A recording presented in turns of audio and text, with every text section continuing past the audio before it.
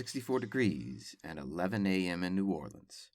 And yes, we're getting a late start today. You're listening to Lofi Poli Sci. Ooh, yeah, it's your Monday morning edition of the Lofi Poli Sci podcast. I'm your host, Michael Pickering, here to talk about that famous question, what's going on in the world today?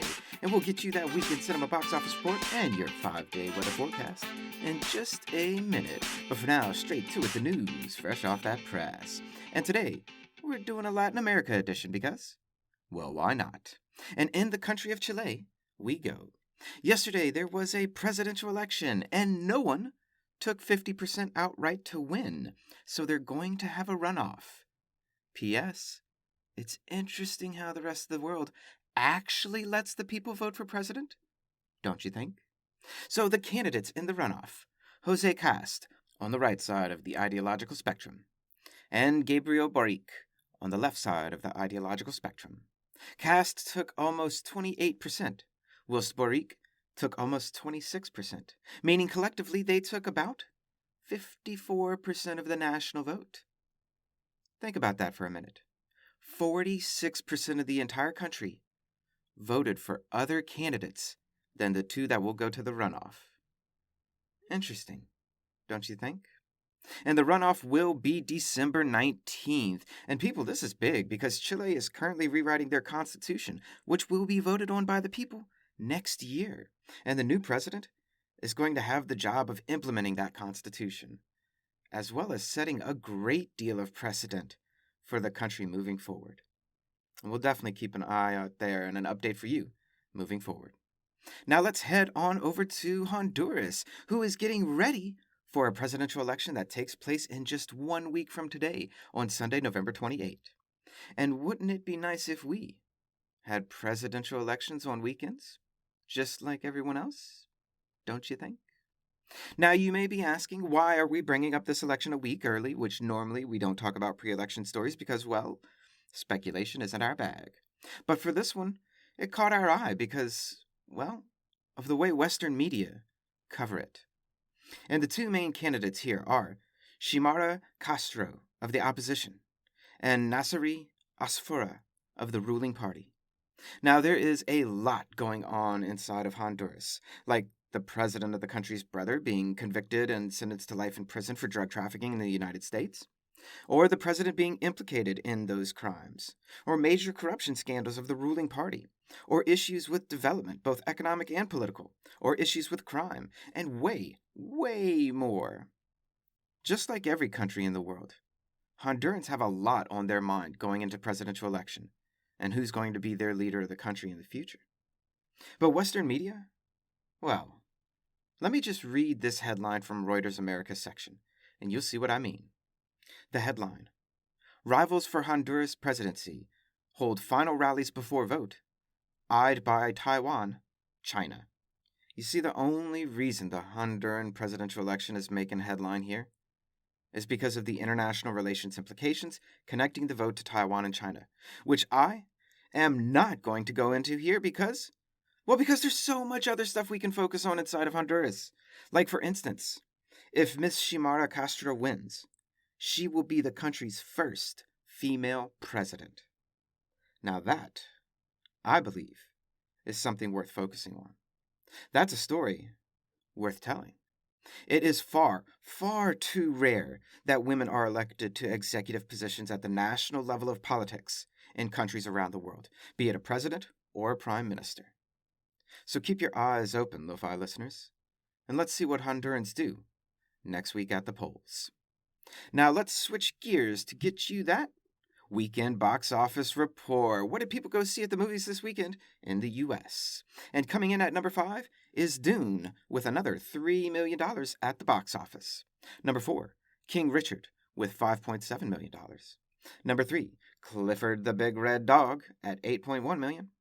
Number 2, Eternals at $10.8 million, taking its less than 3-week run so far, worldwide, to $336 million. Man, Marvel Studios ain't playing this year. And number 1, and its first weekend of release, Ghostbusters Afterlife at $44 million. And let us know if you went out to the movies this weekend. What'd you go see? And what's your movie-going experience like these days? And again, popcorn, hot dog, or nachos? Or are you one of those people who sneak in your own candy? Let us know. We're curious your thoughts. Now, back to the grind of that lo-fi global news. And to Venezuela we go for more election news. Now, I know for some of you, you're already saying, why even bother covering elections in Venezuela? We all know they aren't free or fair. And while I would normally agree with that, this one is important because it's the first time in quite some time that opposition parties didn't boycott the elections and decided to run candidates. And out of 23 governor's elections, the opposition actually won 3 of them. Now, again, I know what you're saying out there. Big deal. That means the Maduro party won 20 of the 23.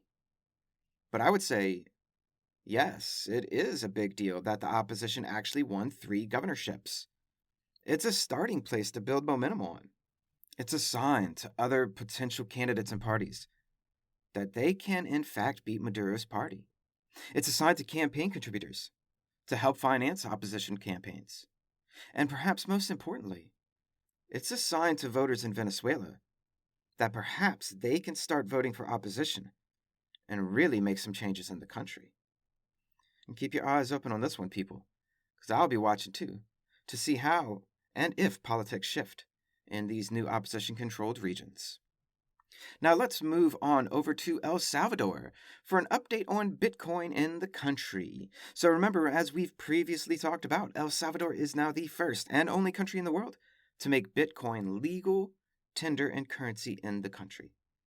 But now, the president is doubling down on this Bitcoin policy by creating a new city at the base of a volcano that's completely funded by Bitcoin and will use geothermal energy of the volcano to mine more Bitcoin.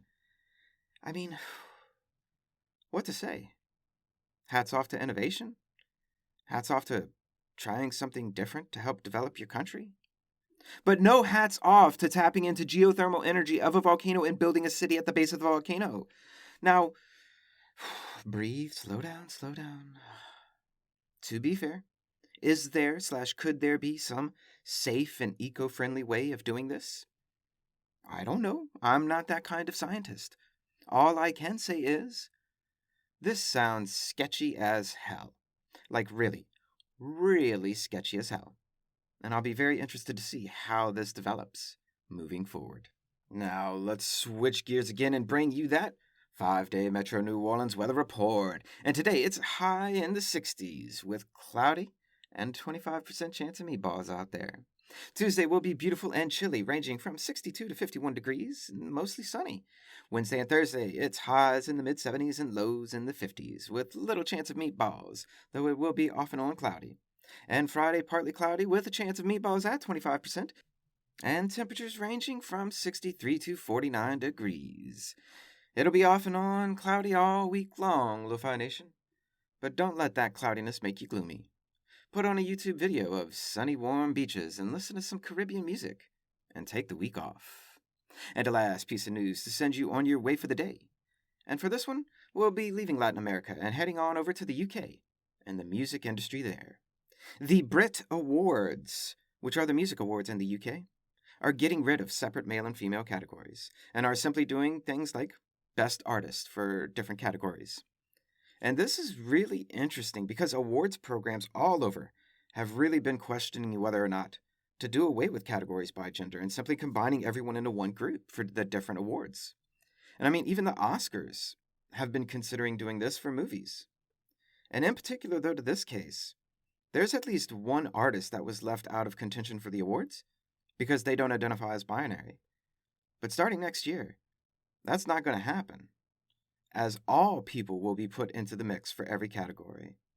And this is super interesting to me because I wonder if this will be a beginning to a larger trend for award shows to increase inclusivity by doing such merging of categories. And we'll keep you posted for sure and let you know how this trend goes moving forward. And now to our question of the week, as it is holiday week in the US, and as tragically, millions upon millions of turkeys lose their lives for this week. Our question: What's your favorite holiday food, Lo-Fi Nation? I mean, really, Thanksgiving isn't everyone's bag, and to our international friends, Thanksgiving isn't even a thing. So really, any holidays out there, what's your favorite holiday food? Write in, I want to know. I mean, is it perhaps Mardi Gras and king cake? Perhaps? I'm curious your thoughts. And that's your Monday morning edition of What's Going On in the World Today. Interested in writing into the show? Follow us on YouTube, Instagram, myself on LinkedIn, email us, let your voice be heard. Always remember that Lofi Poli Sci is more than just me. It's the we that we be. Peace and well-being to all my human beings out there. Much love and always the best. Pickering, signing off.